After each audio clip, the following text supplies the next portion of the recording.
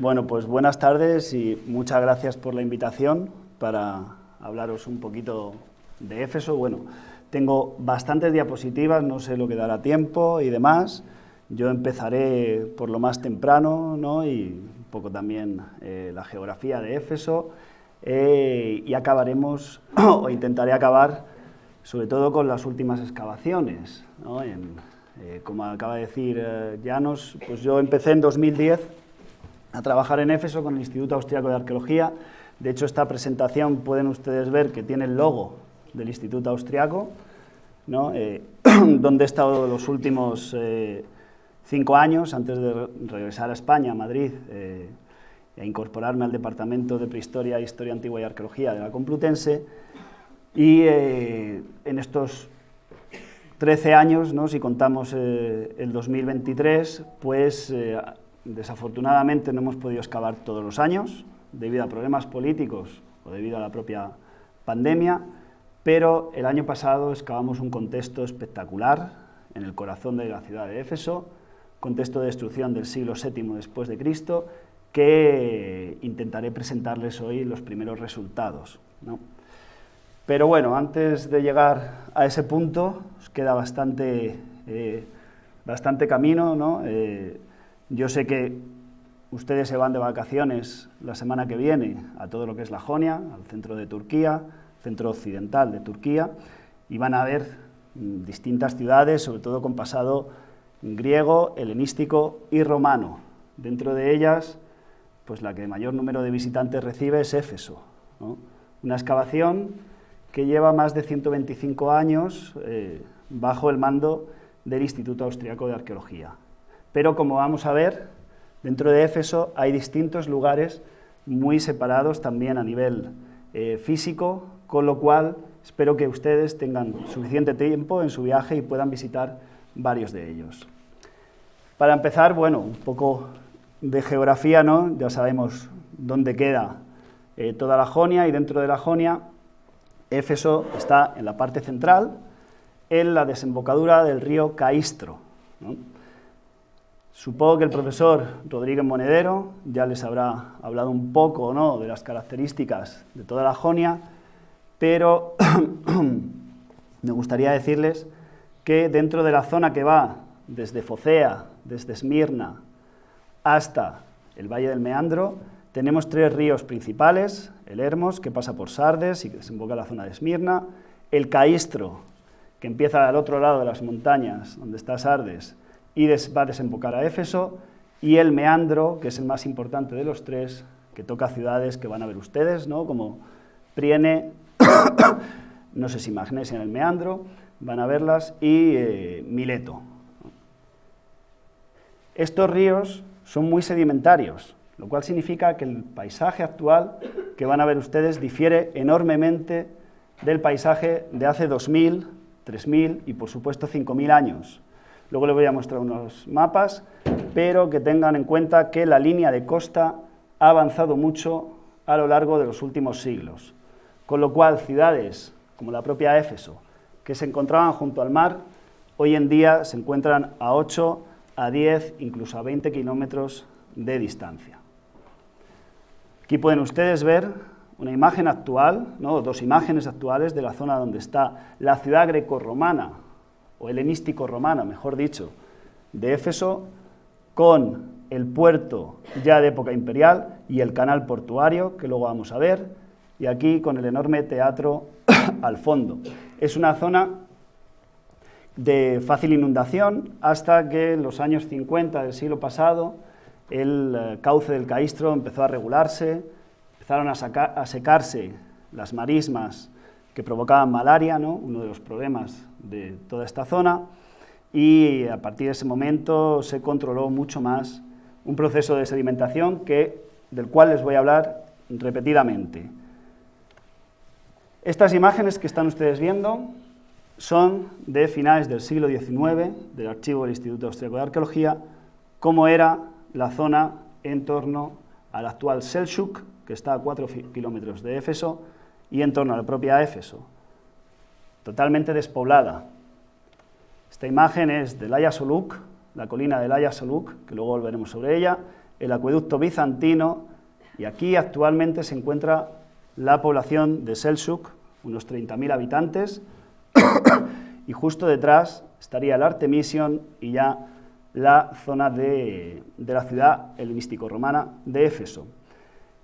Los primeros que empezaron a excavar en Éfeso no fueron los austriacos, fue el British Museum. En una expedición enviada por la National Geographic y el British Museum, John Good se fue en busca del Artemision, como saben ustedes, una de las 7 maravillas de las que nos habla Filo de Bizancio, ¿no? Sin embargo, llegar a Éfeso en esos momentos era muy, muy difícil, ya que no se contaba con buenas comunicaciones y apenas existía una pequeña aldea a las faldas del Aya Soluk.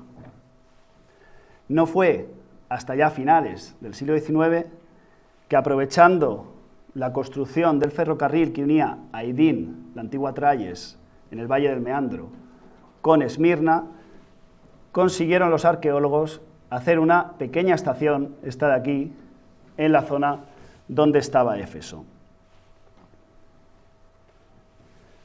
Sin embargo, como les digo, este paisaje, o el que acaban ustedes de ver en la foto del siglo XIX, no tiene nada que ver con el paisaje de la antigüedad, ni mucho menos de la prehistoria. Como ven en este mapa, en época neolítica y, por supuesto, antes del neolítico, toda la zona que hoy en día está colmatada era mar. La imagen que han visto es de aquí, de esta colina del Aya Soluk, ¿no? Vamos a volver, esto de aquí, con ese castillo medieval ya de época de las cruzadas, se encuentra aquí actualmente. Ustedes pueden ver todo esto hoy en día, y en el siglo XIX también, está colmatado. Ya les digo, en la antigüedad, o buena parte de la antigüedad, todo eso era mar. En estas imágenes pueden ir ustedes viendo cómo avanza la línea de costa desde el periodo neolítico, ¿no?, el periodo arcaico, ya en época tardoantigua y a finales de la Edad Media, con la línea de costa actual justo en este lugar. Esto hace que la ciudad helenístico-romana de Éfeso se encuentre hoy en día a unos 7 kilómetros, 7-8 kilómetros de la línea de costa. En el caso de Mileto, y en el caso del Valle del Meandro, como les he dicho antes, el proceso de sedimentación ha sido mucho mayor, llegando a estar en la antigüedad Priene junto al mar, y esto lo verán cuando ustedes vayan a Priene y pasen delante del templo de Atenea, podrán ver todo lo que, un cartel que han puesto los alemanes con vistas al Valle del Meandro, en el que explican muy bien el proceso de sedimentación, ¿no?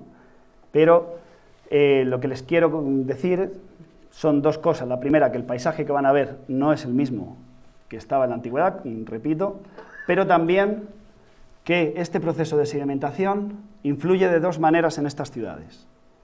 Por supuesto, es negativo para los asentamientos, hay que replantearse todo el rato dónde poner el puerto, cómo tener acceso al mar. El mar es fuente de conectividad, es fuente de riqueza también. Sin embargo, al mismo tiempo, el que sean ríos con constantes aportes sedimentarios influye en que el terreno de estos valles sea extremadamente fértil. Y esto lo van a ver ustedes la semana que viene. Al pasar por Éfeso, solo van a ver melocotoneros, cítricos, ¿no? Una tierra muy, muy fértil que abastece de frutas a media Europa. Vamos a ir un momento a la prehistoria. A partir del año 2005, el Instituto Austriaco de Arqueología consiguió un proyecto europeo de cerca de 2 millones de euros para estudiar los primeros asentamientos en el entorno de Éfeso, lo que es la bahía de Éfeso. Después de llevar a cabo prospecciones geofísicas y demás, localizaron el asentamiento llamado hoy en día Çukuricci Hoyuk, ¿no?, la colina de Çukuricci. Un asentamiento que estaba junto al mar, dominando parte de la bahía, enfrente de uno de los actuales colinas, pero en época antigua una de las principales islas de toda esta bahía, y que se data desde el Neolítico inicial, que en esta parte del mundo comienza a partir del séptimo milenio antes de Cristo, hasta el inicio de la Edad del Bronce, ya en el tercer milenio antes de Cristo, ¿no?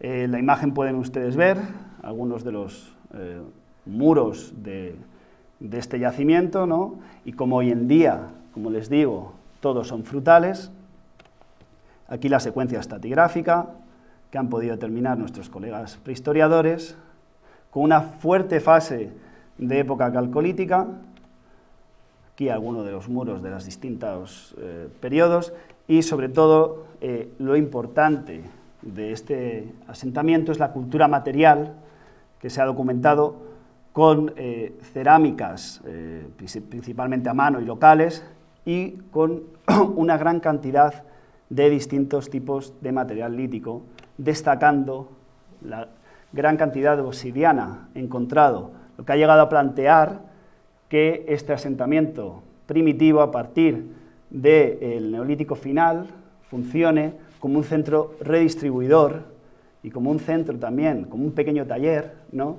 de distintas herramientas en obsidiana.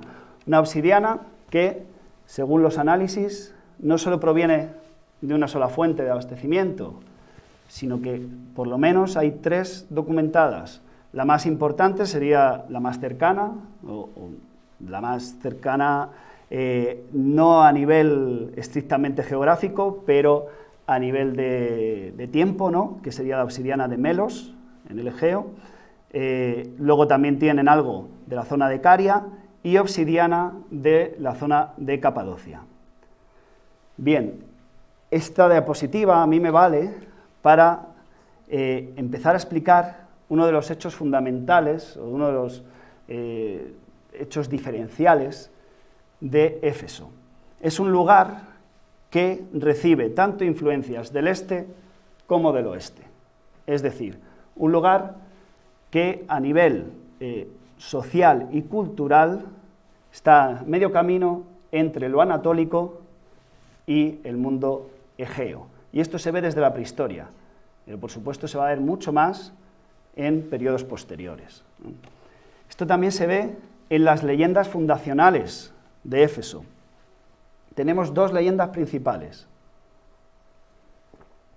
La primera de ellas nos habla que Éfeso es fundada por las amazonas, quienes están huyendo de Dioniso, que las persigue, y ellas se refugian en un santuario en la zona de Éfeso y fundan una ciudad.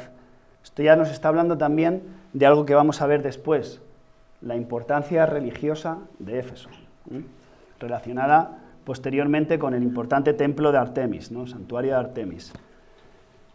La segunda leyenda nos habla de una fundación de Éfeso por Andróclo, que es un príncipe ateniense, quien llegaría en el siglo, bueno, en la época de las colonizaciones dorias, ¿no?, las llamadas colonizaciones dorias, en inicios de la Edad del Hierro, llegaría a la zona de Éfeso, se refugiaría en esta isla, que hemos visto antes también en el mapa del Chukurichi-Hoyuk, y después de lucha con los carios, ¿no?, que sería el pueblo que en esos momentos estaría en la zona, fundaría también una ciudad. Este carácter mixto también nos lo encontramos en la principal diosa de toda Jonia, ¿no?, la Artemis Efesia. La imagen están viendo una escultura que actualmente se encuentra en el Museo de Éfeso, en Selçuk, que supongo que visitarán la semana que viene, que data del siglo II después de Cristo, probablemente una copia romana, que fue encontrado en el Ágora Superior, en el Prytaneón, escondida en niveles del siglo V después de Cristo, probablemente escondida por paganos que querían librarla de su destrucción por cristianos en ese momento. Y como están ustedes viendo, poco tiene que ver esta escultura con Diana, ¿no? Poco tiene que ver con una diosa meramente grecorromana. Se parece más, en todo caso, a Cibeles ¿no? Una diosa frigia, una Poznia Cerón, todavía de época anterior, no anatólica, una diosa de la fertilidad, como están ustedes viendo, ¿no? Con multitud de pechos, con el emblema de las abejas. Esto lo van a ver ustedes en las monedas de Éfeso. La abeja es el símbolo de Ártemis y por lo tanto el símbolo de la ciudad. Bien, a partir del siglo VIII a.C., finales del VIII, siglo VII, encontramos ya ofrendas relacionadas con Ártemis en la zona donde se encuentra el Artemision, el templo principal de la Ártemis Efesia. Sin embargo, sabemos que ya en el siglo XI, durante la Edad del Hierro, se veneraba esta deidad y pensamos que tal vez cierta cerámica de origen griego, de Grecia continental, tenga que ver ya con un templo primitivo de esta diosa.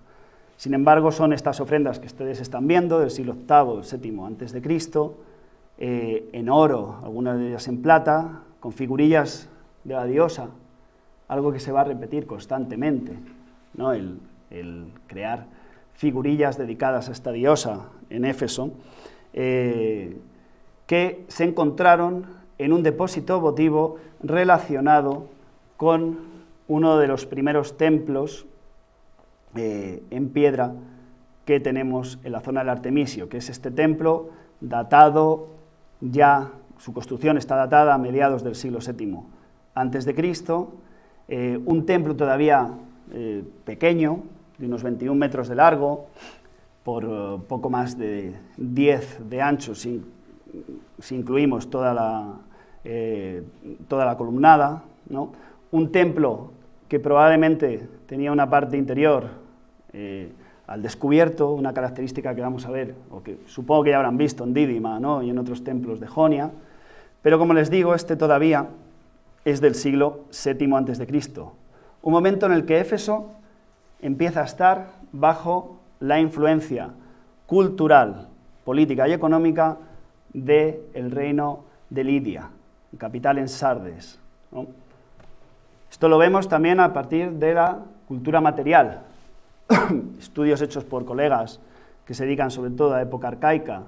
En Éfeso están viendo que durante el siglo VII y VI llega muchísima cerámica de tipo lidio y también se produce localmente este tipo de cerámica que están ustedes viendo aquí, ¿no? Muy relacionada con todo lo que es el reino de Lidia. Pero, por supuesto, una de las mejores pruebas que tenemos de esta influencia vuelve a estar en los depósitos del Artemision, en lo que son las primeras monedas conocidas de la historia occidental, los electrones, aún del siglo VII a.C., con las marcas del león de la Casa Real de Lidia, ¿no? Aparecen en depósitos vinculados con el templo que les acabo de mostrar, por lo tanto, todavía de la segunda mitad del VII, algunos de principios del VI, ya que a partir de mediados del siglo VI, coincidiendo con Creso, ¿no? Con el importante rey de Lidia, se construye un nuevo templo, un nuevo Artemision, muchísimo más grande, ya con columnas jónicas, con un templo díptero, ¿no? Ordenado todo enteramente a la manera de un templo jónico del momento. Un templo que está compitiendo con otros templos cercanos, principalmente con el Heraion de Samos. Samos está a muy pocos kilómetros, ¿no? Es curioso observar cómo el templo también del siglo VI a.C. de Samos apenas es 1 metro más largo que el Artemision, ¿no? Que tiene, creo que recordar que eran 110 metros de largo por 55 de ancho.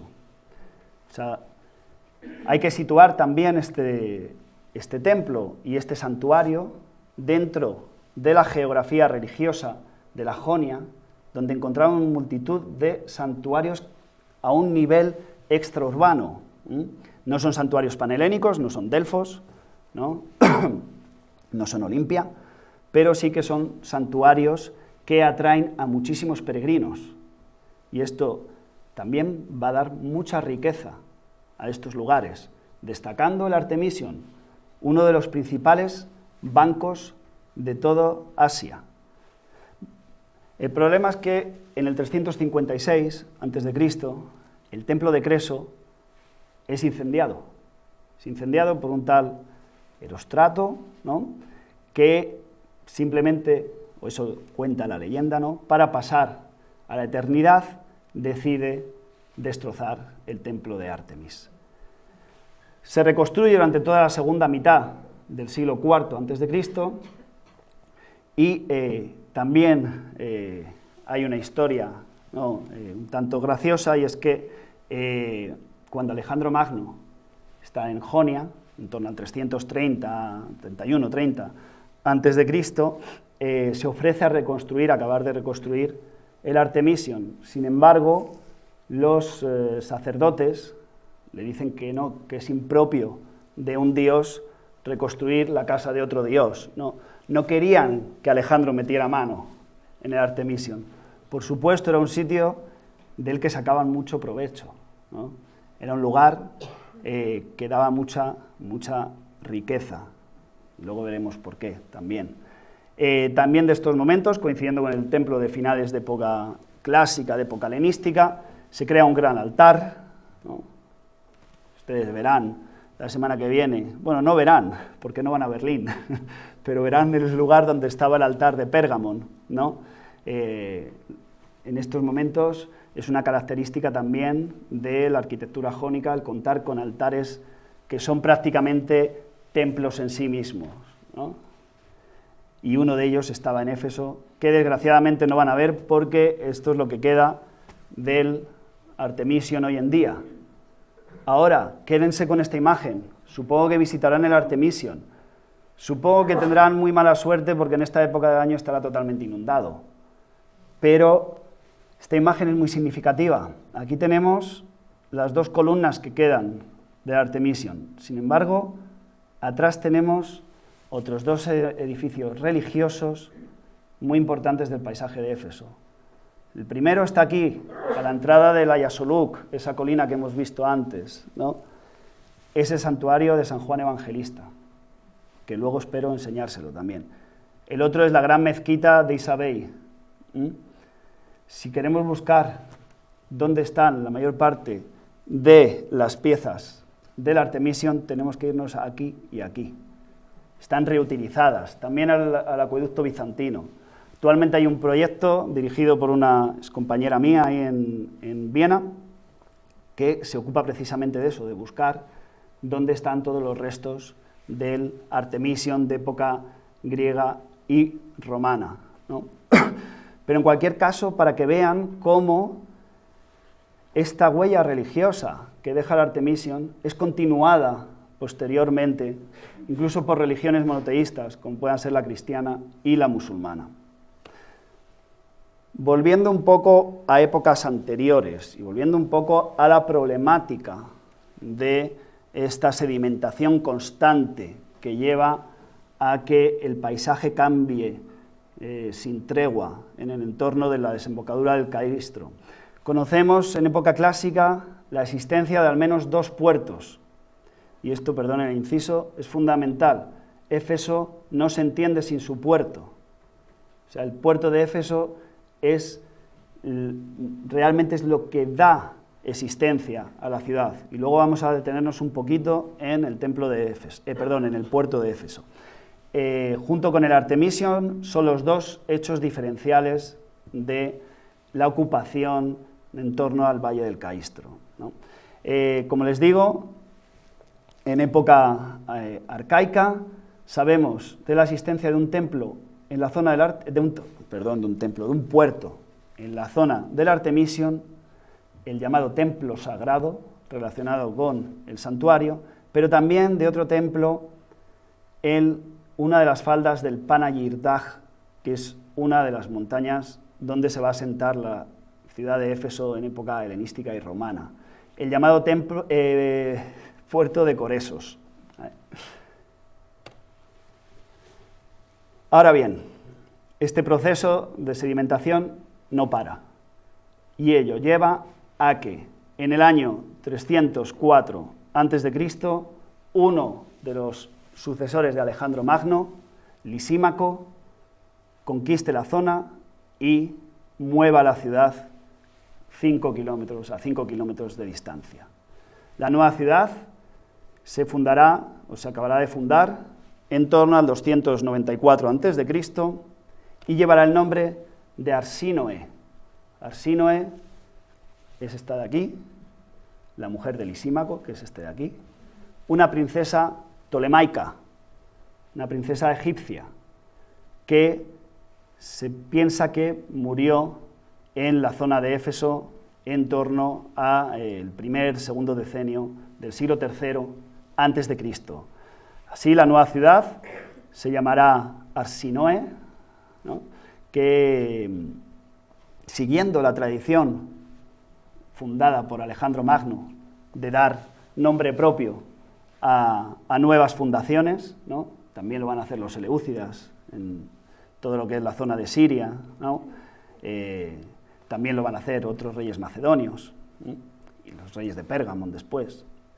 Desgraciadamente, de época helenística no tenemos demasiadas evidencias materiales, o mejor dicho, arquitectónicas, en lo que es Éfeso. Simplemente tenemos las grandes murallas helenísticas, lo cual nos indica también el clima de conflicto constante que se vive en toda Asia Menor en el siglo III a.C., materializado principalmente en el sur de Asia Menor, ¿no?, ya en Kilikia y en toda la zona más pegada a lo que es Antioquía, y con las luchas entre los ptolomeos y los seleucidas, pero también en el oeste de Asia Menor tenemos constantes conflictos, los cuales a partir del siglo II a.C. se va a meter también Roma. Como les digo, tenemos muy pocas evidencias, luego veremos alguna más, y destacan estos grandes muros, ¿no?, con una muralla de un perímetro mucho mayor de lo que es realmente el asentamiento de Éfeso. Sin embargo, a unos 8 kilómetros al interior del Valle del Caistro, tenemos el mausoleo mejor conservado de todo el periodo helenístico en Asia Menor, mejor que el de Halicarnaso, que hoy en día está sobre todo también en Londres, ¿no? Este es el mausoleo de Velebi. Ya les digo, no creo que puedan ustedes visitarlo, pero está a pocos kilómetros de Selçuk, de Éfeso. Actualmente tenemos el podio muy bien conservado, hecho todo de mármol blanco de canteras locales. Aquí la planta, ¿no?, de 7 pilastras, 7 columnas por 7 columnas, es una planta cuadrada de más de 20 metros de lado, ¿no?, y también de cercano a 20 metros de alzado, ¿no?, en estas reconstrucciones que han hecho. Está datado en el siglo III a.C. y se ha llegado a suponer que la propia Arsínoe esté enterrada en este mausoleo, pero por supuesto esto son conjeturas. En esta imagen, en este mapa, pueden ustedes ver lo que es la muralla de la Éfeso helenística y encima, superpuesto, donde van a estar los principales edificios ya de época romana, destacando la zona del puerto octogonal. En este otro mapa vemos distintos lugares donde se han encontrado elementos arquitectónicos o estructuras de época helenística. Ahora, como les digo, aparte de las murallas, lo que encontramos generalmente es esto. ¿Por qué? Pues sencillamente porque el Éfeso romano, principalmente el Éfeso altimperial, el del siglo I y sobre todo el del siglo II, es tan monumental que arrasa con todo lo que hay de época anterior.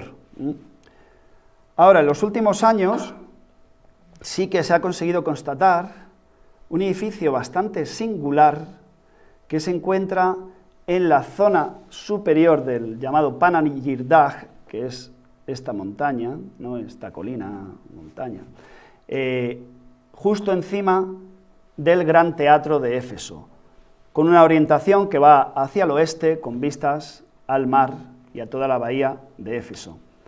Este edificio, ustedes están viendo aquí la planta, se ha descubierto principalmente pues, por excavaciones que se llevaron a cabo a principios del siglo XX, que se han continuado de manera puntual en los últimos 10 años, y por prospecciones geofísicas. Se constata que su construcción data de finales del siglo III, principios del siglo II antes de Cristo, si bien hay una secuencia de remodelaciones que nos llevan hasta la antigüedad tardía.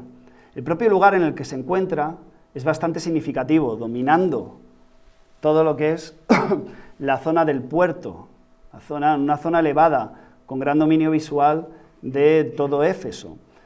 Igualmente consta de una gran sala absial, una sala de recepción, y también de un peristilo que, como les digo, le da la zona del teatro y por lo tanto está visualizando toda la zona que va desde el teatro hacia el puerto. Sin embargo, la primera planta de este edificio, más bien, está de aquí, perdón, lo que nos recuerda, con un gran patio columnado, es a edificaciones como los palacios macedónicos del momento, de Pela, Aigoy, y también los pergaminos, algunos de los palacios de la ciudadela de Pérgamon. De hecho, la persona encargada de su estudio, Christoph Bayer, piensa que este edificio se trata en realidad de un gran palacio hecho no en el siglo III, sino en el siglo II, bajo dominación de los atálidas, de los reyes de Pérgamon, con lo cual esto nos indicaría que no solo Pérgamon sería una capital real en esos momentos, sino que también Éfeso podría estar funcionando como una capital del reino de Pérgamon en estos momentos. Por supuesto, en época romana, sabemos que la gran capital de Asia va a ser Éfeso.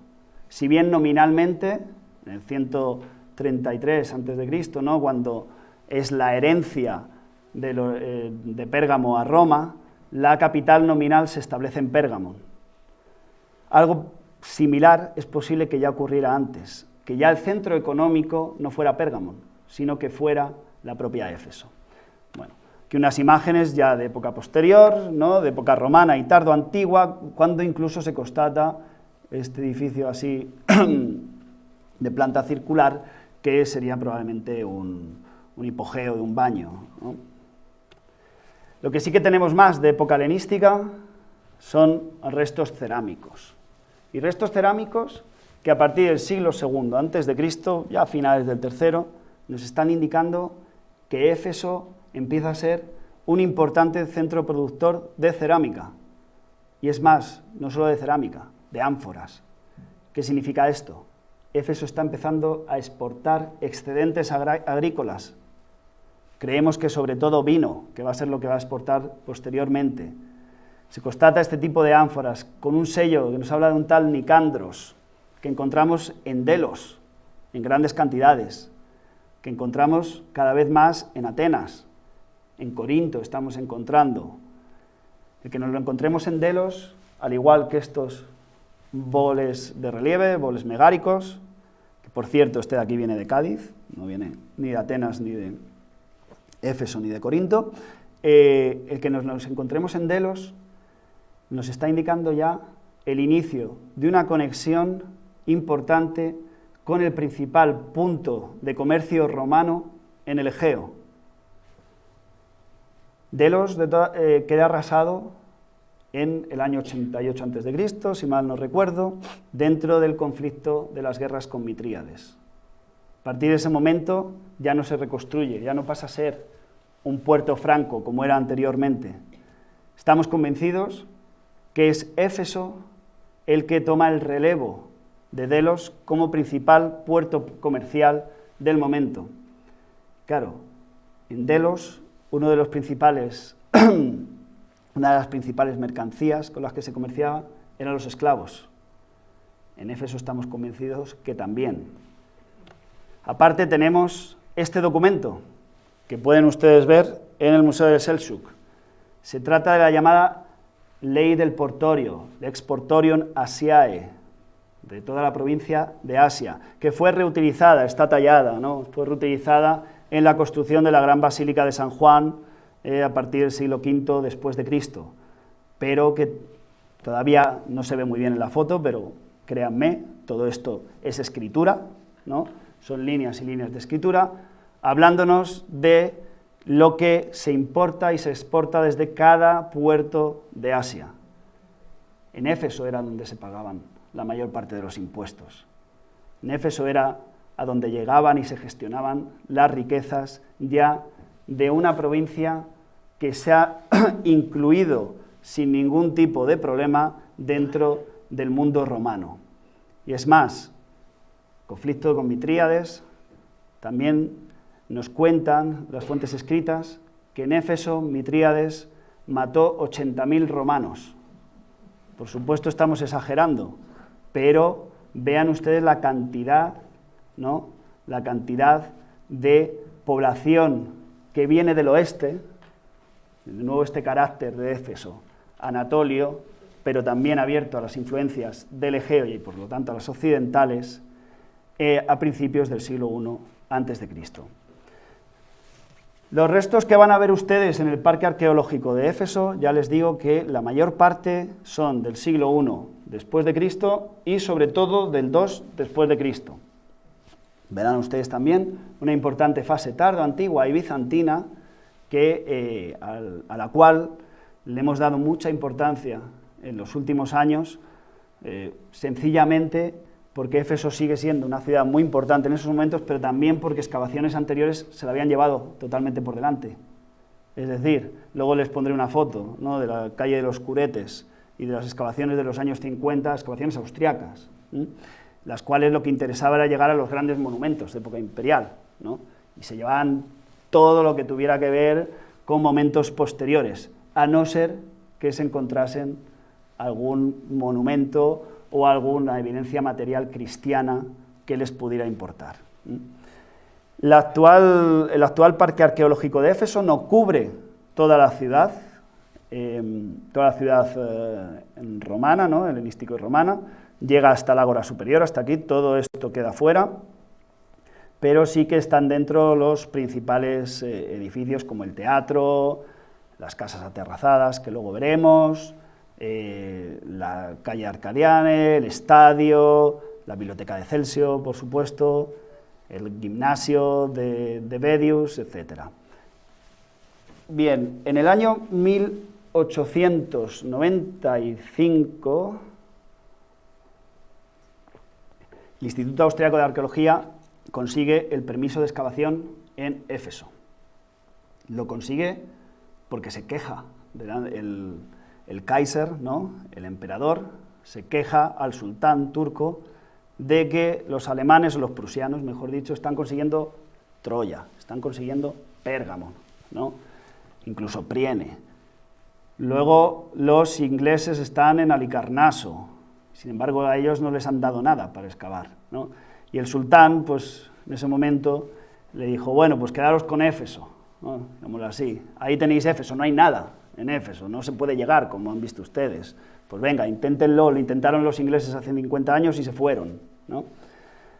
Bueno, pues al llegar a Éfeso los austriacos, el primer excavador y director del Instituto Austriaco de Arqueología, dijo, en una de las cartas que se conservan hoy en día en Viena, dijo, bueno, creo que tenemos trabajo para unos 10 o 12 años. Bien, pues esta es una imagen actual para que vean lo que después de más de 125 años hay excavado. Apenas una calle y la zona baja. Todo esto está sin excavar, todo lo que queda fuera, toda la zona de aquí, por no hablar ya del territorio de Éfeso. Es decir, nos queda trabajo todavía para más de un siglo, ¿no?, si soy optimista. Esta imagen que les pongo es de la zona, de la parte alta de la ciudad. Éfeso la dividimos en dos zonas importantes. La parte baja, que no existe en época helenística, porque la línea de costa estaría más o menos aquí. Y la parte alta, que es donde se encuentra el ágora superior. Éfeso tiene dos ágoras, vamos a volver un momentito al mapa. el ágora superior que se encuentra aquí, es el ágora ciudadano, donde están los principales edificios de representación ciudadana, ¿no? El Prytaneum, el Bouleuterion, Odeón, templos cívicos, y luego está el ágora de Tetrágonos, que es este de aquí, que ahora lo veremos un poquito más en detalle, que es el ágora más comercial, más vinculado a la zona portuaria. Está la zona media, podemos decir, con la calle de los Curetes, que es la calle principal de Éfeso, que nos une la zona del ágora de Tetrágonos, del ágora inferior, con la del ágora cívico, ágora superior, pasando por delante de las casas aterrazadas, del templo de Adriano. Y luego está ya la zona baja en sí, más vinculada con el puerto, con el gran teatro, un teatro construido ya en época helenística. Sin embargo, la fase que ustedes están viendo es sobre todo de época Julia Claudia y una remodelación que se hace a finales de época Flavia, unida con la zona del puerto por la gran calle conocida como Arcadiae, que luego la veremos. Aquí un mapa, ¿no? Este sería el teatro, toda la calle que acabo de decirles, bueno, lo hemos visto ya, y el ágora de Tetrágonos, que pensamos que se construye, o empieza a construirse, aquí lo están ustedes viendo, junto a la biblioteca de Celsio, luego por supuesto nos pararemos en la biblioteca de Celsio, que se construye el ágora de Tetrágonos, como les digo, a partir de mediados del siglo I a.C., época de César, inicios de época de Augusto, y que es un ágora cuadrangular, lleno de tabernae, como están ustedes viendo aquí, que pueden visitar, por supuesto, y que pensamos que era el principal mercado de esclavos del Egeo, una vez que Éfeso empieza a tomar el relevo de Delos, ¿no? De hecho, se piensa que este ágora es construido para acoger el mercado de esclavos, pues, como le digo, un cuarto de siglo, un tercio de siglo, con posterioridad a que Delos es destruida en las guerras contra Mitríades. En Éfeso, lo que sí, si bien hemos excavado poco, ¿no? Podemos decir que hemos excavado poco, lo que sí que se han hecho han sido muchas prospecciones geofísicas, y gracias a ellas hemos conseguido saber cómo era la ordenación urbana, la trama urbana de la ciudad romana, que probablemente se esté basando, o por lo menos en su parte superior, en la trama ya de época helenística. Aquí algunas imágenes, ¿no?, de estas prospecciones en la zona del puerto, una zona muy importante porque ya queda fuera de lo que es el parque arqueológico, con lo cual no podemos excavar ahí, salvo con un permiso especial concedido por el gobierno turco, y por lo tanto es difícil tener estructuras visibles, pero que gracias a las prospecciones geofísicas hemos conseguido ver que estaba lleno de hórrea, ¿no? Estaba lleno de edificios de almacenamiento, como cabría esperar en torno a un gran puerto, como es el de Éfeso en estos momentos. Aquí otro ejemplo de hórrea. En este caso, fíjense ustedes, estos son 40 metros. Estamos hablando de edificios de una talla muy importante, ¿no? También se han hecho prospecciones geofísicas en la parte alta de la ciudad, una zona llena de casas, llena de manzanas regulares, con casas principalmente ya de finales de época helenística, por el material que nos sale en superficie, ¿no?, de finales de época helenística y principalmente romana. Y bueno, simplemente decirles que a pesar de que excavamos todos los años, ¿no?, pues sin estas prospecciones no tendríamos la visión que tenemos hoy en día de Éfeso, ya que, fíjense ustedes, esta es la calle de los Curetes, y estas son excavaciones de los años 50, esas que se llevaban por delante todo lo que no fueran monumentos con mosaicos, ¿no?, con columnas de distintos mármoles, etcétera.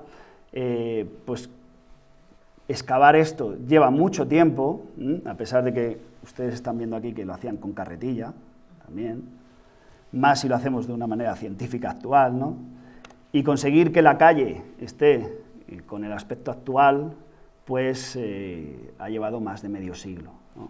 la calle de los Curetes, que como les digo, está conectando ambos ágoras y en torno a la cual hay algunos de los edificios más importantes de Éfeso romano, por ejemplo el templo de Adriano, este pequeño templo de Adriano, y por supuesto las casas aterrazadas.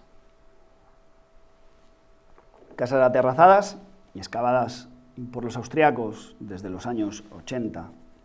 Bueno, empezaron ya en los 60, pero realmente de manera sistemática, a partir de los años 80 y sobre todo los 90 del siglo pasado, ustedes van a poder visitar la casa aterrazada número 2, que es esta que está con el tejado construido en el año 2000 o 2002, ya no me acuerdo, y que, como pueden ustedes ver, están al finales de la calle de los Curetes, ya muy cerca de la biblioteca de Celsio. La casa aterrazada 2 se trata de un conjunto de unidades de habitación, es decir, no es solo una casa, sino que son 7 unidades, por lo menos, de gente con bastante poder adquisitivo, digámoslo así. La fase inicial de todas estas casas la datamos ya en época helenística, sobre todo en el siglo I a.C. Hay documentadas por lo menos 4 fases y se abandona de manera violenta en el tercer cuarto del siglo III después de Cristo. Se pensaba que era por una invasión documentada en Asia Menor de los godos, pero últimamente se piensa que más bien es por una serie de terremotos que acontecen en esos momentos, algo constante, por desgracia, en toda Turquía y el Egeo, ¿no?, como hemos visto hace apenas un mes. Y esto, pues, como este tipo de desgracias, para nosotros los arqueólogos, en cierta manera, podemos decir que es positivo, ¿no?, el que encontramos las estructuras abandonadas tal cual, ¿no? Entonces, en las casas aterrazadas, después de trabajo de reconstrucción y demás, pues nos encontramos esto, ¿no? Encontramos muestras de pintura parietal, que aparte de Pompeya, podríamos decir que son las mejores del mundo romano, ¿no?, las más extensas. Además, vienen del mundo griego romano, no son de Occidente. La mayor parte de estas pinturas parietales se datan desde finales del siglo I hasta mediados del siglo II, ¿no? Por supuesto, remodelaban las casas y las pintaban constantemente, con lo cual hay varias fases, ¿no? Y les voy a poner hoy un ejemplo de una de las casas principales, la unidad de habitación número 7, una casa de más de 1000 metros cuadrados solo en planta, que tendría por lo menos 2 niveles, esto lo vamos a ver después. En las casas aterrazadas están documentadas escaleras, ¿no?, que llevan a la planta superior de las casas. Una casa que cuenta con un gran peristilo central, con unos baños, con distintas habitaciones, ¿no?, también con una gran sala de recepción, esta de aquí, con toda la pared, en este caso no con pintura parietal, sino con mármoles, con placas de mármoles. Como pueden ustedes imaginar, esto es un trabajo de locos para nuestros amigos los restauradores. Están haciendo puzzles desde hace por lo menos 15 años y poco a poco van avanzando. Cada vez la pared contiene más paneles, ¿no?, contiene más piezas. Esta sería una imagen de una reconstrucción, distintos lugares dentro de esta casa. La parte inferior solía estar con decoración de mármol y la parte superior pintada. Sabemos también que algunas, después de un primer terremoto que hay en época de Tiberio Claudio, utilizan decoración parietal, imitando mármoles en determinadas zonas de la casa que anteriormente contarían con decoración en mármol. Se han documentado una gran cantidad de tipos distintos de mármol. En la unidad número 7 solamente, no estoy hablando de toda la casa aterrazada número 2, sino la unidad número 7, la mayor parte de ellos vienen del Egeo, pero también tenemos importaciones de Egipto, tenemos importaciones incluso de Italia. Y aquí una reconstrucción de lo que sería el patio, el peristilo principal, ¿no?, con suelo de mosaico, por supuesto. Esta es una de las escaleras, en este caso con pintura, y esta es la parte interior de la bóveda de una de las estancias de los baños de esta casa número 7. Aquí más ejemplos de decoración variedad, también un pequeño estanque con decoración de peces, no sé si la ven ustedes, y pensamos, hemos encontrado, ¿no?, que tiene una cañería que comunica este estanque. Además hay bastantes restos de sal en la zona, con lo cual pensamos que es posible que tuvieran aquí peces marinos, ¿no?, o peces que probablemente fueran consumidos en las cenas que se desarrollaban en la gran sala de recepción, la gran sala de banquetes de la propia casa número 7. Decoración de mosaicos, van a ustedes a verlos la semana que viene, dentro de 10 días, y aparte de eso, por supuesto, cultura material en grandes cantidades y además de una calidad enorme, ¿no? Este busto de Marco Aurelio, encontrado en la propia casa número 7 también, probablemente nos esté hablando de que alguien relacionado con la administración, o incluso con la administración romana, o incluso con la familia imperial, está habitando esa estancia. Aquí tienen ustedes unas llaves también, bueno, muchísimo vidrio y muchísima cerámica de todo tipo. Sin embargo, les voy a poner un ejemplo de estancias más modestas dentro de estas casas aterrazadas, pero también de gran importancia. Voy a poner un ejemplo de una excavación llevada a cabo entre 2004 y 2005, la que yo no participé, pero sí que he participado estudiando parte del material, y gracias a Dios no participé porque se llevaron por delante un mosaico, cosa que hoy en día está totalmente prohibido en Turquía, ¿no?, pero hace casi 20 años todavía dejaban hacerlo, y se trata de una estancia muy pequeña dentro de esta casa, la 3-5, la estancia 12A, en la cual se excavaron, pues, como ven ustedes por los jalones, apenas 2 metros, se hizo una especie de sondeo de 2 metros por 1,5 metros, ¿no? Este es el suelo de mosaico, que ya está destrozado, ¿no?, o está en el museo, vamos, y dentro de esta estancia, cuya profundidad fue de apenas 60 centímetros, estamos hablando de un sondeo, ¿no?, nos apareció una gran cantidad de material, además una gran cantidad de material un tanto especial.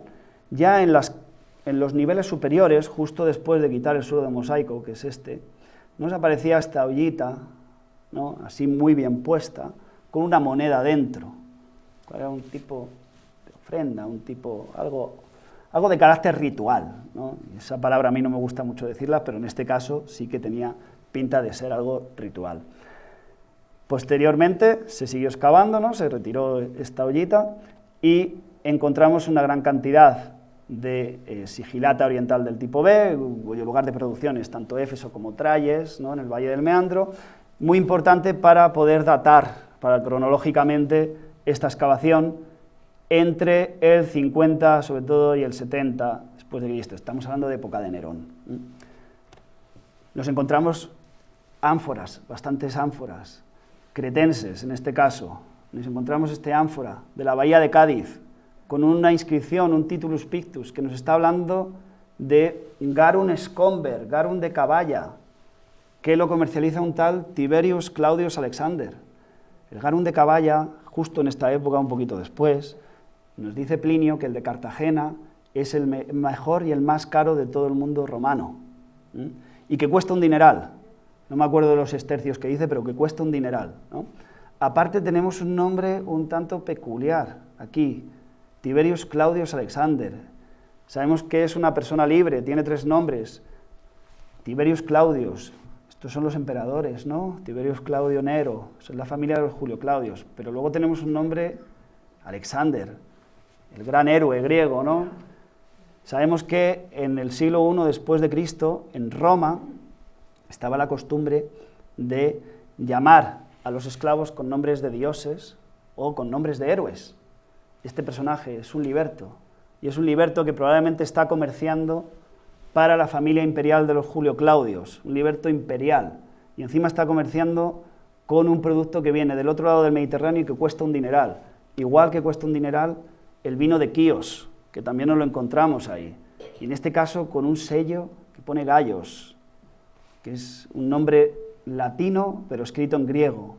Aparte de todo esto, nos encontramos también muchísimos restos de fauna, sobre todo de animales domésticos, ¿no? Principalmente, bueno, de cerdos, de cabras. Nos encontramos muchísimo pescado, ¿no? Muchísimas espinas de pescado, de tipos muy distintos, tanto de río como de mar. Si analizaron los compañeros arqueozoólogos la edad a la que se sacrificaron estos animales, encontramos que una gran cantidad de ellos, sobre todo de cerdos, tienen menos de un año. Todo esto nos está diciendo que estamos delante de un banquete de una persona con bastante dinero, y probablemente lo que estemos asistiendo es a un banquete relacionado con un cambio de uso de la estancia. Para eso se construye el suelo de mosaico, que después nos llevamos nosotros hace 20 años, y que nosotros creemos que probablemente tenga que ver con la mayoría de edad del primogenio que habita esa casa, o que habitaba esa casa y deja de habitarla en un momento dado. Es como una fiesta de despedida, en la cual gastan un dineral en traer garum desde Cádiz, en comer cochinillo, digámoslo así, ¿no? Y comer todo tipo de pescado y todo tipo de vinos, de Quíos, de Creta, de Italia, que no se le mostraba, etc. Sabemos que en el Éfeso helenístico y romano, había personajes con muchísimo dinero, algunos de ellos pagaban acueductos. Aquí unas imágenes de los dos acueductos, bueno, un acueducto de época helenística y otro de época más tardía, que abastecen la ciudad. Había hasta 7 acueductos durante época romana. El más importante de todos es el acueducto de Polio, de Sextius Polius, construido entre el 4 y el 14 después de Cristo. Pueden ustedes, no tienen tiempo, pero vamos, es un buen paseo a unos 8 kilómetros de Éfeso, un acueducto que tiene una inscripción por aquí en latín y al otro lado en griego, bilingüe. De nuevo este mundo mixto en Éfeso, de nuevo un mundo que cuenta con muchísima población itálica, con muchísima población de otros lugares del Egeo, pero también con población anatólica. Claro, si tenemos que hablar de personajes ricos en Éfeso, nos vamos a Celsio, ¿no? A Tiberio Celsio. Esta es la llamada biblioteca de Celsio. Es una biblioteca, pero también es algo más. Es una cosa que no nos deberíamos de encontrar en el medio de una ciudad romana. Ahora le digo lo que es. Esta biblioteca contaba, se dice, ¿no?, que con 12.000 pergaminos, la mitad de ellos en griego y la otra mitad en latín. También las inscripciones que están en el pórtico son algunas en griego, otras en latín. Incluso las estatuas que nos encontramos abajo, algunas están vestidas a la manera griega, otras a la latina. Pero en el interior, esta es una reconstrucción de lo que sería el interior, con este ábside, ¿no?, al final del edificio. El interior no es solo una biblioteca, sino que es una tumba. Es una tumba que hizo el hijo de Celsio en época del emperador Adriano a su padre, quien había sido gobernador de Asia y quien había sido uno de los principales exegetas de Éfeso, y ha gastado mucho dinero en mejorar distintas instalaciones, en construir distintos edificios. Consigue el honor de poder enterrar a su padre en una cámara subterránea, que aquí están ustedes viendo esos escalones que van a un corredor y luego desde aquí se entra a lo que es la cámara subterránea, donde en principio estaría enterrado este personaje a inicios del siglo II después de Cristo. Bien, siguiendo un poco el recorrido desde la biblioteca de Celsio hacia la parte baja de la ciudad, hacia la parte que se construye, ahora vuelvo al teatro un momento, la parte que se construye sobre todo desde finales del siglo I a.C. y ya en el siglo II después de Cristo, una parte que se ha ganado al mar, porque ya es en época helenística, como les he dicho antes, la línea de costa estaba aquí. Lo primero que nos encontramos es el Gran Teatro de Éfeso.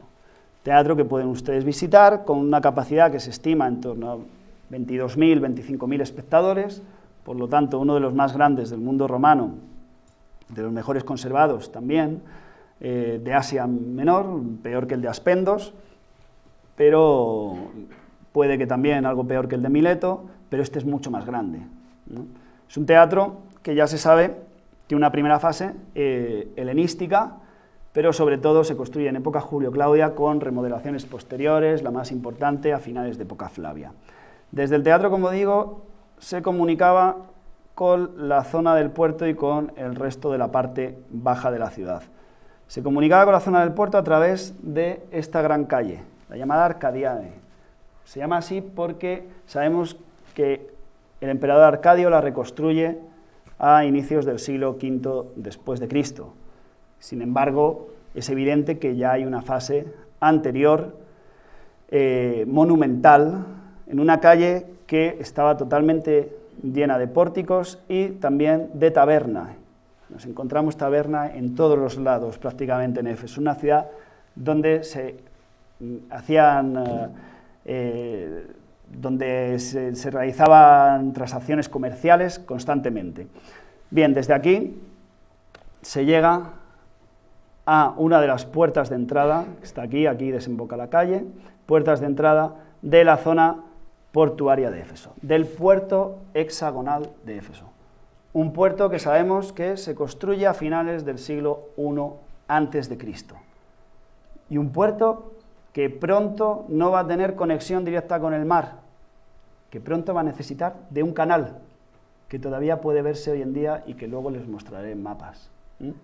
Es un puerto de unas 21 hectáreas, o sea, es un puerto importante, el de Portus, en la desembocadura del Tíber, ya de época de Trajano, si mal no recuerdo son 39, o sea, este es algo más de la mitad que el principal puerto de Roma. Y un puerto que, como les digo, se construye así, y se construye con ese canal, debido a la intensificación del proceso de sedimentación. Éfeso va ganando población y población.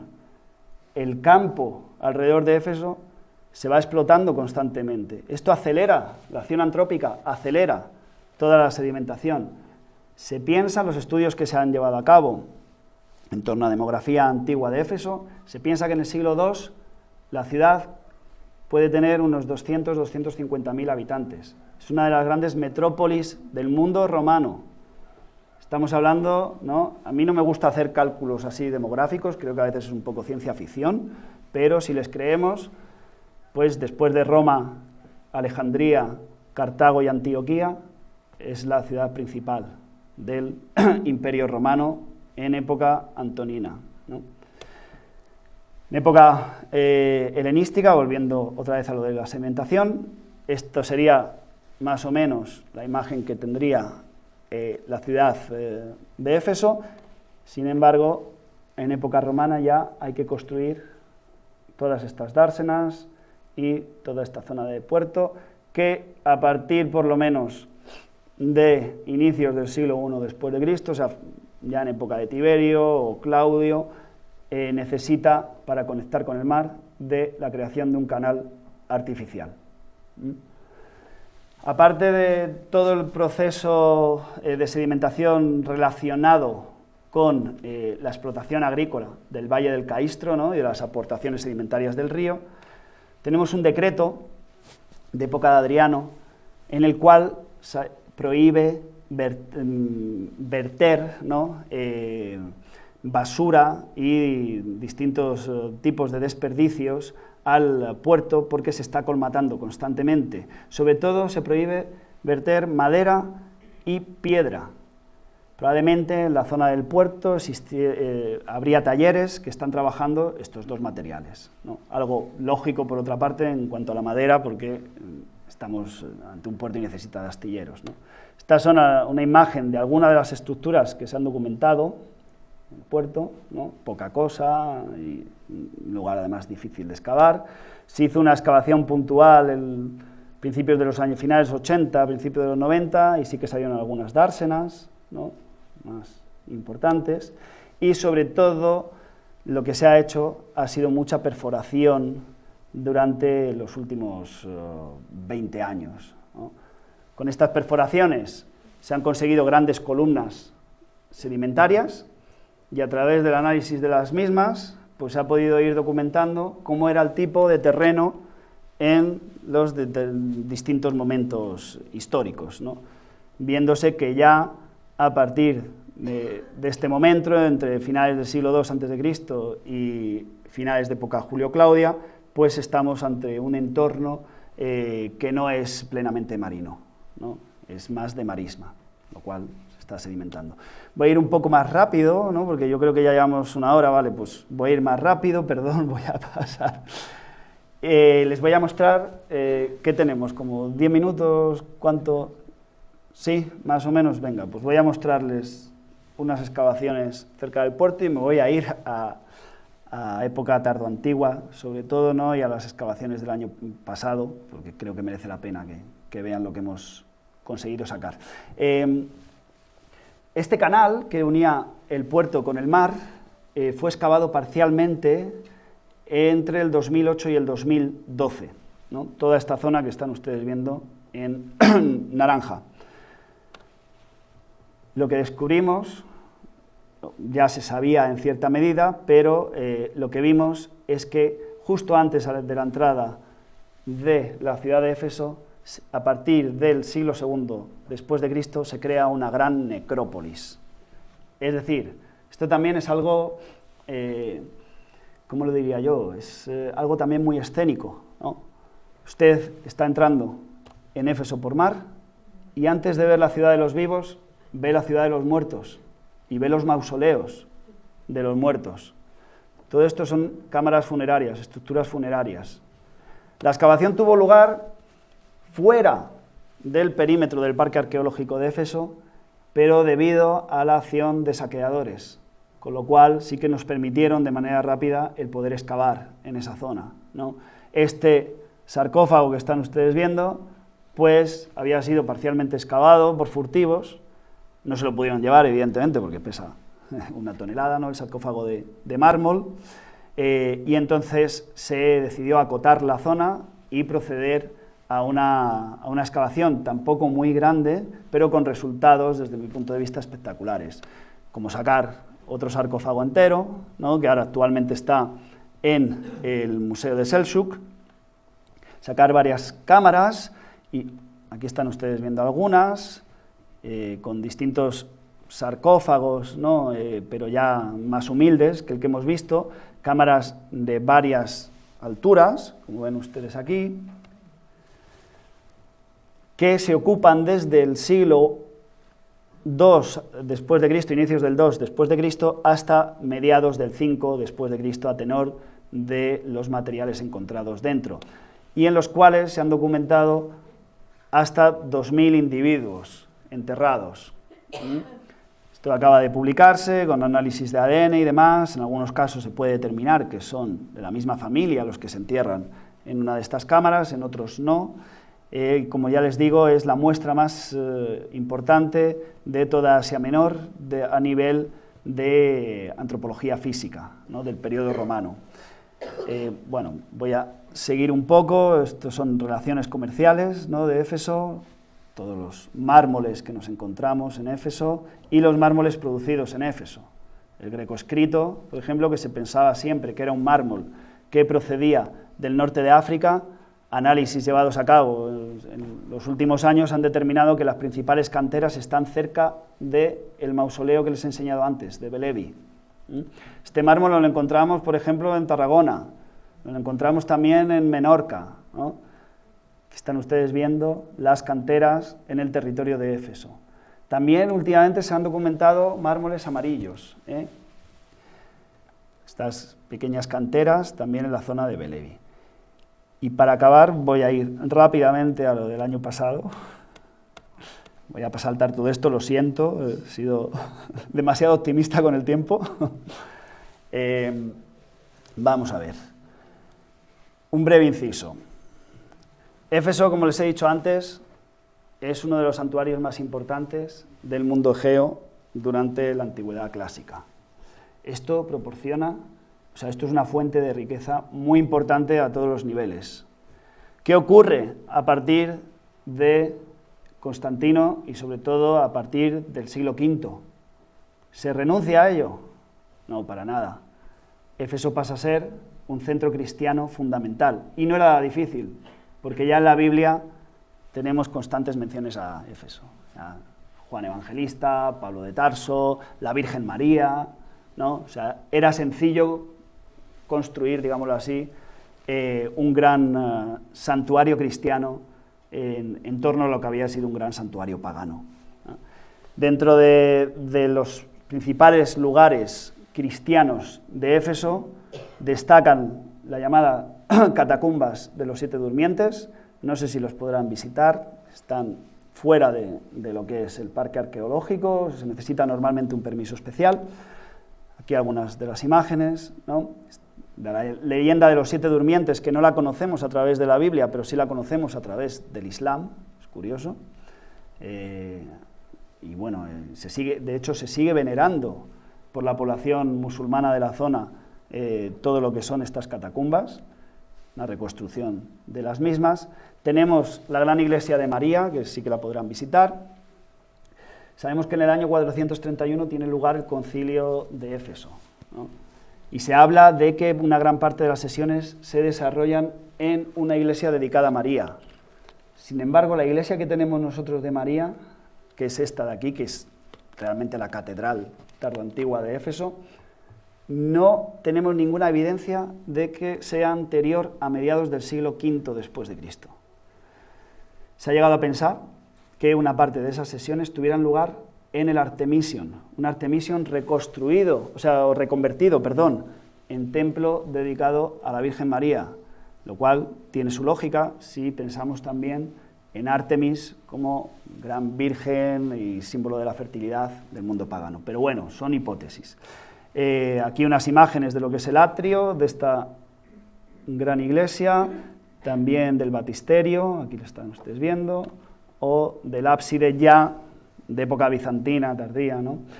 También hay otras iglesias excavadas en la roca, como la llamada Gruta de San Pablo, con pintura mural que va desde el siglo V hasta el siglo XII, si mal no recuerdo, XII-XIII, sí, después de Cristo. Y por supuesto el gran monasterio de San Juan, que no dejen de visitarlo, en la parte de la Yasoluk. Se trata, sí, vamos rápido, pero bueno, se trata de una de las principales iglesias de época de Justiniano. Se sabe que ya en el siglo IV hay una capilla, probablemente antes, pero lo que van ustedes a visitar principalmente es de época de Justiniano, de mediados del siglo VI, ¿no? Además, se parece en cierta medida también con las bóvedas y con el atrio y demás a la propia Santa Sofía. Se utiliza mármol de Proconeso, mármol venido del mar de Mármora, ¿no? De las canteras cercanas a Constantinopla. Y bueno, aquí esto lo dejo. Voy a ir directamente, lo siento, tenía muchas cosas, pero voy a ir a las excavaciones del año pasado. Esto es una residencia bizantina que, como están ustedes viendo, todavía tiene suelos de opus sectile, ¿no? Una gran cantidad de cultura material, pero voy a ir a las excavaciones llevadas a cabo en la parte alta de la calle de los Curetes, ¿no? Esa calle que hemos visto antes que une la parte inferior de Éfeso, la Ágora de Tetrágonos, la biblioteca de Celsio, ¿no? Con el Ágora superior, con el Ágora cívico. En 2015 llevamos a cabo una pequeña excavación motivada porque las autoridades turcas se quejaron de cómo estaba esta zona, como ustedes están viendo. Pasaban muchos turistas y no les gustaba tener todos estos montones de tierra que los habían hecho en los años 50, las excavaciones de Milhoff que hemos hablado antes, que había simplemente echado aquí toda la tierra. Empezamos a levantar toda esa tierra en lo que sería una estratigrafía invertida, ¿no? Lo que encontramos arriba es lo más tardío y lo que encontramos abajo lo más moderno, pero vimos que por fortuna había dos espacios que no se habían excavado en los años 50, dos tabernae, de nuevo taberna, y llegando a los estratos inferiores vimos que había un nivel de destrucción muy potente en una de las tabernas, ¿no? Aquí están ustedes viéndolo, en la que lo que nos proporcionaba el que la mayor parte de las estructuras y la cultura material estuviera prácticamente intacta o en muy buen estado de conservación.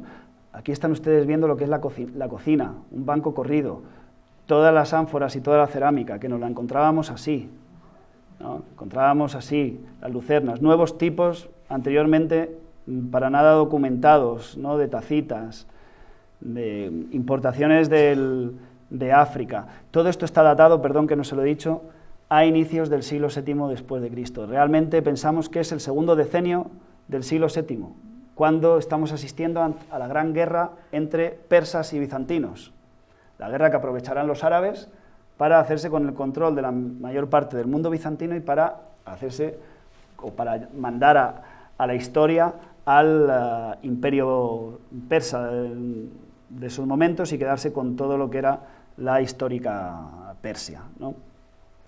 Bueno, materiales producidos en el Valle del Meandro, producidos localmente, importaciones de la zona de Focea. Bien, esto, digamos, era un aperitivo de lo que excavamos el año pasado justo al otro lado de la calle. Aquí habíamos excavado en 2015, pues el año pasado decidimos, bueno, realmente empezamos con algún sondeo pequeño antes de la pandemia, en 2019, pero la excavación grande fue la del año pasado, apareciéndonos un nivel de destrucción mucho más importante. Excavamos 3 espacios, 2 caracterizados como taberna, uno caracterizado como un taller de metal. Nos han aparecido unas 1.200 monedas, 4 de ellas de oro. Hasta el momento, en todos los periodos históricos de Éfeso, solo habíamos encontrado una moneda de oro. Teníamos la moneda de electrón que hemos visto antes, pero solo una moneda de oro. En esta excavación tenemos 4, y para que vean ustedes cómo nos encontramos los materiales, ¿no? Con una gran cantidad de lámparas. De hecho, bromeábamos que una de las tabernas probablemente fuera una tienda de lámparas, ¿no? En metal y en cerámica. También con importaciones de ánforas de la zona de África, del norte de África, que aún está bajo control bizantino, de la zona de Cartago, alguna de ellas todavía con espinas de pescado dentro. De hecho, una, no de estas pequeñas, pero una de las grandes, cuando yo me fui de Éfeso a finales de septiembre, en una sola ánfora habíamos documentado 42 bonitos, ¿no? Cortados en filetes y demás, pero 42 individuos de bonito. Y luego también se encontró una gran cantidad de estas pequeñas cantimploras, que se las iba a enseñar antes, pero no me ha dado tiempo, unas 450, que son unas cantimploras que hasta el momento en todo el mundo debía de haber unas 80, la mayor parte de ellas en el Louvre, ¿no? Algunas de ellas en el Museo de Selçuk, que pueden ustedes ver. Son cantimploras de peregrinación, son llamadas eulogia de peregrino, es decir, recuerdos del viaje a el santuario de San Juan. Probablemente se volvieran cargados con algún tipo de líquido sagrado, un ungüento, agua sagrada, no lo sabemos, pero desde luego se colgaban por los agujeritos que tienen en el cuello, ¿no? Y la mayor parte, bueno, hasta la fecha pensábamos que la mayor parte tenían unos 10 centímetros de altura. Ahora estamos viendo, después de la excavación del año pasado, que la mayoría eran mucho más pequeñas, ¿no? Apenas 4 o 5 centímetros. Y ya para finalizar, pues simplemente decirles que esta historia cultural y esta historia religiosa de Éfeso continúa hasta nuestros días, ¿no? Con tal vez un parón desde el siglo XVII hasta el inicio de las excavaciones a mediados del siglo XIX, pero si ustedes visitan la zona, si van a Selçuk y también a todo lo que es Éfeso, que se encuentra aquí, ¿no? Pues van a ver distintas mezquitas, distintas iglesias tardoantiguas, con materiales de época romana, ¿no? En este caso materiales del Artemision, están aquí columnas del Artemision dentro de la mezquita de Isabey, ¿no? También van a ver a la población local ir a peregrinar a las catacumbas de los 7 durmientes, o desde el siglo XIX la población, los creyentes cristianos de todo el mundo, por ejemplo en octubre y en noviembre suele estar lleno de asiáticos cristianos, a la llamada Casa de María, Casa de la Virgen María, que en realidad es una pequeña iglesia bizantina, ¿no? Que a partir del siglo XIX pues decidieron convertirla en el lugar donde estuvo la Virgen María cuando pasó sus años en Éfeso. Y bueno, pues siento por haber sido largo, pero muchas gracias por su atención.